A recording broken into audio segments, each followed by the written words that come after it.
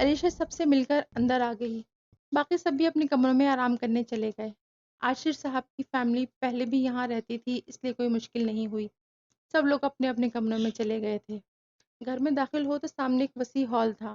ایک طرف کمرے، دوسری طرف کچن تھا اور ساتھ میں ہی اوپر جانے کی سیڑھیاں تھیں۔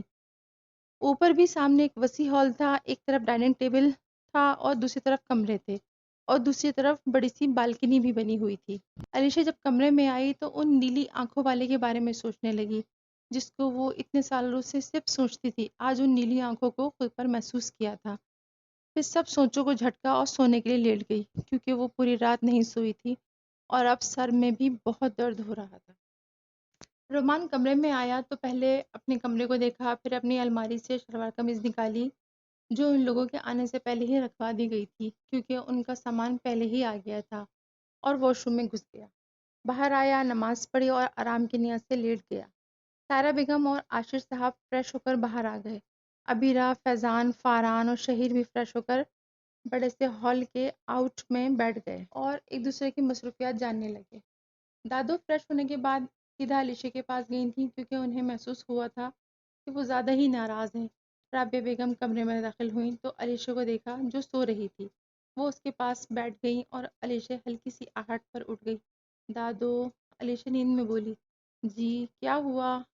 میں نے تو سنا تھا کہ میرا بہت انتظار کیا جا رہا ہے اور آپ تو میرے آتے ہی سو گئی۔ مجھے لگتا ہے مجھے ابھی بھی نہیں آنا چاہیے تھا، دادو ناراضگی سے بولی۔ نہیں دادو، ایسی بات نہیں ہے، میں نے آپ کو بہت مس کیا۔ وہ تو کل رات میں سوئی ہی نہیں تھی، اس لیے ابھی سو گئی، علیشہ کہتے ہوئے دادو کے گلے لگ گئی۔ دادو نے بھی علیشہ کو اپنے ساتھ لگا لیا۔ بس اتنی سی ہی تو ناراضگی ہوتی تھی، چلو اب باہر آ جاؤ علیشہ، رابعہ بیگم نے علیشہ کو الگ کرتے ہوئے کہا۔ نماز پڑھ لی آپ نے؟ دادو نے پوچھا۔ نہیں پڑھی، علیشہ نے نیچے دیکھتے ہوئے کہا۔ کیوں نہیں پڑھی ابھی تک؟ دادو نے پوچھا۔ آپ آئی ہیں آج اس لیے، علیشہ نے جواب دیا۔ علیشہ دیکھو بچے، میری بات سنو، کسی بھی خوشی کے موقع پر نماز کو نہ بھولو۔ جس نے تمہیں وہ خوشی دی ہے اس خدا کو اس خوشی میں مت بھولو۔ کوئی بھی فنکشن، پارٹی یا کوئی بھی خوشی ہو، اس خوشی دینے والی ذات کو نہ بھولو، اس کا شکر ضرور ادا کرو، اور کوئی بھی مشکل آئے اس پاک ذات کو نہ بھولو۔ اگر اللہ پاک نے آپ کو اس مشکل میں ڈالا ہے تو وہ نکالے گا بھی، اس لیے یہی فرمایا گیا ہے کہ صبر اور نماز سے کام لیا کرو، بے شک اللہ صبر کرنے والوں کے ساتھ ہے۔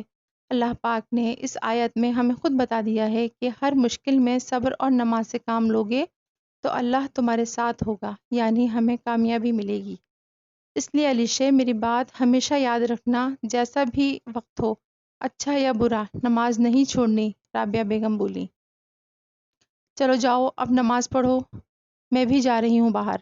آپ نماز پڑھ کر آ جاؤ جلدی سے، رابعہ بیگم نے کہا۔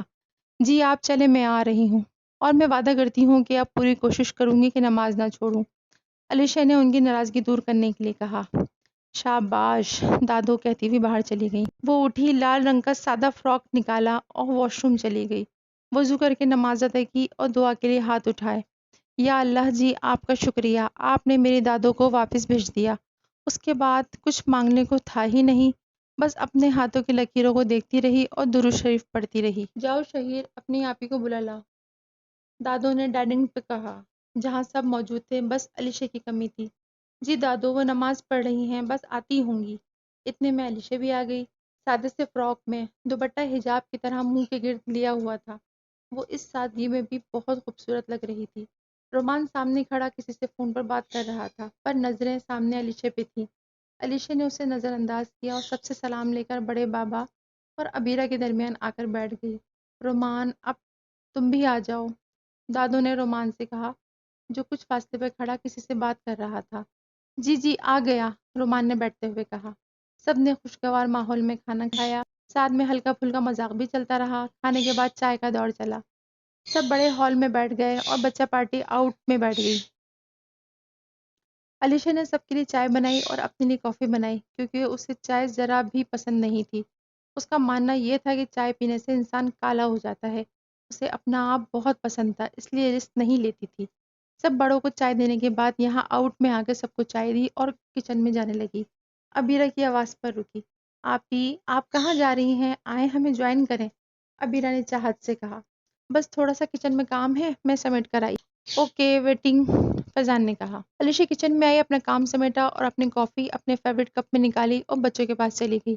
وہ دیکھو آپ ہی آ گئی، اب کچھ کھیلتے ہیں، فاران بولا۔ اتنے بڑے ہو گئے ہو، ابھی بھی کھیلنے کی پڑی ہوئی ہے، ابیرہ نے کہا۔ دادی اماں آپ ہی صرف بڑی ہوئی ہیں، ہم ابھی چھوٹے ہیں، اس باری فیضان نے جواب دیا۔ باقی سب ان کی باتوں پر ہنسنے لگے۔ کیا ہوا، اتنا کیوں ہنس رہے ہیں سب؟ رومان جو فون میں مصروف تھا ان کے ہنسنے کی آواز سن کر شہیر سے ہلکی آواز میں پوچھا، لیکن یہ آواز علیشا نے بھی سن لی۔ یار ابیرہ، یہاں لوگ اپنے فون میں اس قدر مصروف ہیں کہ انہیں پتہ ہی نہیں کہ کزنز کیا بات کر رہے ہیں، علیشا نے ابیرہ کو کہا۔ جی جی آپی، پتہ نہیں کیا ہو گیا ہے لوگوں کو، اپنے کزنز تو کیا اپنے بہن کو بھی بھول گئے ہیں، ابیرہ نے منہ بنا کر کہا۔ او لڑکی، تم میری بہن ہو، میرا ساتھ دینا ہے، رومان نے اب تک اشارہ کر کے کہا۔ نہیں بھائی، میں تو اپنی آپی کے ساتھ ہوں، ابیرہ نے رومان کو چڑھاتے ہوئے کہا۔ چلو ٹھیک ہے، یہ لڑکے تو میرے ساتھ ہی ہیں، تم لوگ بناؤ اپنی ٹیم، رومان نے دونوں کو دیکھتے ہوئے کہا۔ میں تو آپی کے ساتھ ہوں، فیضان، شہیر اور فاران نے ایک ساتھ بولا اور رومان ان کی شکل ہی دیکھتا رہ گیا۔ یہ بھی ٹھیک، تم سب اپنی آپی کی ٹیم میں اور تم لوگوں کی آپی میری ٹیم میں، ٹھیک ہے علیشا؟ رومان نے رضامندی چاہی اور علیشا کو دیکھا جو حیرانگی سے اسے دیکھ رہی تھی۔ جی ٹھیک ہی ہوگا، علیشا نے کہا۔ وہ آج پہلی بار کسی کے سامنے کنفیوز ہوئی تھی، وہ بھی ان نیلی آنکھوں کی وجہ سے۔ آپی یہ چائے تو چینج کریں مجھ سے ذرا، فیضان نے علیشا کے کپ کی طرف اشارہ کرتے ہوئے کہا جو سب سے مختلف اور پیارا تھا۔ فیضان کی یہ بات سن کر رومان، ابیرہ اور شہیر کا قہقہا گونجا۔ فیضان، اس میں چائے نہیں کافی ہے، ویسے یہ ٹرائی کرو، علیشا نے آگے کپ کرتے ہوئے کہا۔ نہیں نہیں، میں صرف چیک کر رہا تھا کیونکہ فاران نے بتایا تھا کہ آپ یہ مگ کسی کو نہیں دیتی ہیں، فیضان بولا۔ نہیں، اب ایسی بھی بات نہیں ہے، وہ یہ مگ دادو نے دیا تھا اس لیے صرف احتیاط کرتی ہوں، علیشا نے کہا۔ آپ چائے نہیں پیتی؟ رومان نے بساختہ پوچھا۔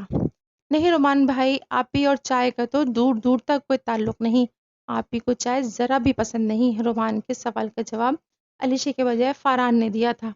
اچھا، بھائی کو تو چائے اتنی پسند ہے کہ صبح دوپہر شام چائے ہی پیتے ہیں، ابیرہ رومان کے بارے میں بتانے لگ گئی۔ ہاں، تمہیں تو بھائی کی چائے کی تعداد بھی یاد ہوگی، تمہیں جو ان کے لیے چائے بنانی پڑتی تھی، فیضان بولا۔ چلو یہاں آنے کا یہ تو فائدہ ہو گیا، اب روزانہ چائے بنوانے کے لیے ابیرہ کی منتیں تو نہیں کرنی پڑیں گی، رومان نے اسے تنگ کیا۔ باقی سب ہنسنے لگے، ابیرہ نے منہ بنا لیا۔ رومان نے ابیرہ کو ساتھ لگایا تو وہ بھی ہنسنے لگی۔ رومان کی ابیرہ میں جان تھی، وہ فیضان کو بھی بہت پیار کرتا تھا لیکن ابیرہ اس سے سب سے زیادہ عزیز تھی۔